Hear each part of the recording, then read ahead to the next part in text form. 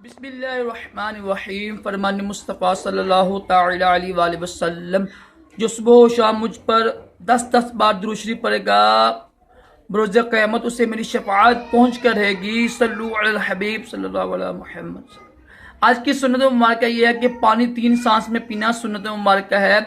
फ़र्ज अलूम के लिए दावत सलामी के मदनी काफ़िले में सफ़र करें, नमाज को अर्ज़ करें। राशिद अत्तारी ख्वाबों की तब्दील लेके पेश खिदमत है। आज हम इंशाल्लाह फिर बात करेंगे जिसने हज़रत अबू बकर सद्दीक़ रज़ियल्लाहु तआला अन्हु को ख्वाब में देखा, किसी शहर में देखा, ठीक है, किसी बस्ती में देखा। तो इसकी तबीर ये होती है कि उस बस्ती वाले ज़कात देंगे, दीन की खिदमत करेंगे, ठीक है, दीन के अहकाम पर अमल करेंगे। और ये होता है ना सदका जिसे कहते हैं हम, अल्लाह की राह में देना, वो देंगे उस बस्ती के लोग और दीन की पाबंदी भी करेंगे।